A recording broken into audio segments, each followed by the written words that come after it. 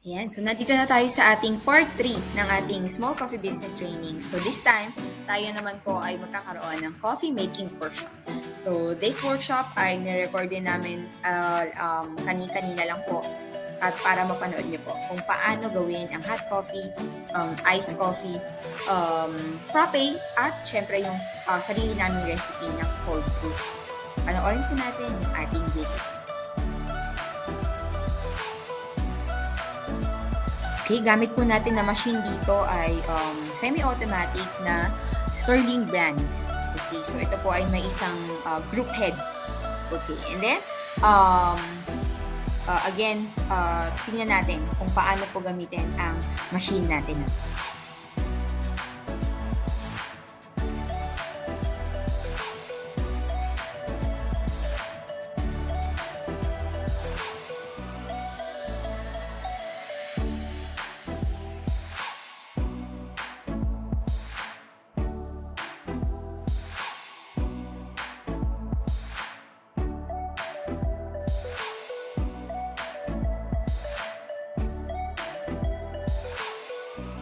Ayan, so now tayo po ay maggagawa ng double shot espresso. So, gamit po natin ang ating grinder. Mag-grind po tayo ng 17 grams or itong ginawa po natin is 16.9 grams ng ating blended coffee.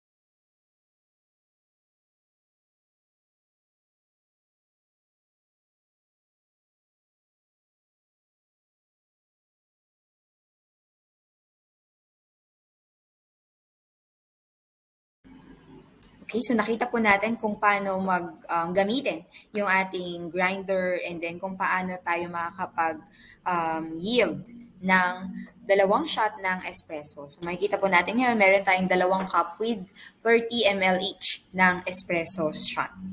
Okay. Okay, so nakita po natin kung paano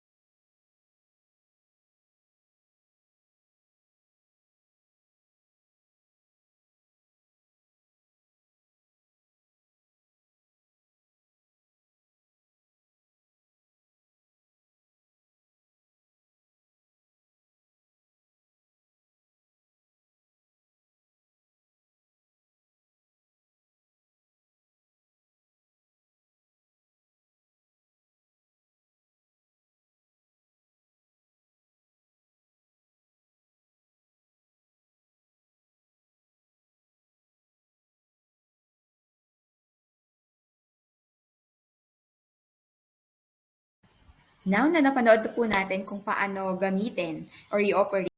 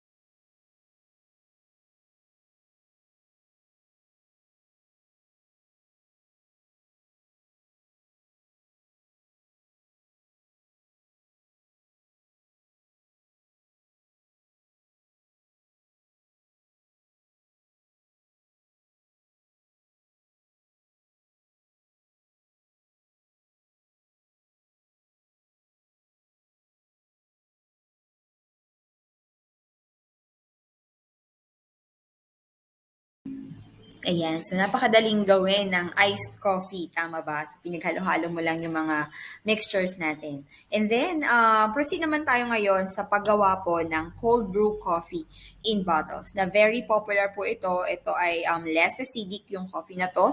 And also maglalast po yan ng hanggang 14 days sa ating fridge. So, tingnan natin kung paano naman gawin ang cold brew coffee. So, i-share ko lang po yung aming recipe. We usually make our cold brew gamit ang 100 grams ng coffee grinds. Prefer ko po ang Liberica beans. And then, minimix natin yan with, or sinasama sa 1 liter of water. So, gumagamit kami dito ng cheesecloth. And then, ayun, so 24 hours brewing, cold brewing sa loob ng ref. Pwede rin po kayong mag-brew sa room temperature, pero maximum na ng 12 hours. Alam naman natin, lalo na ngayon, napakainit ng panahon. So, hindi ka na pwede mag-exceed sa 12 hours kasi po, room temperature na yung gamit natin doon. So, right after the 12 hours, pwede mo nang i-separate yung grinds sa water. And then, sa brewed coffee mo, and then pwede mo nang i-refrigerate. Lagyan mo lang siya ng tag para malaman mo kung hanggang kailan mo pwede i-consume ang iyong cold brew coffee.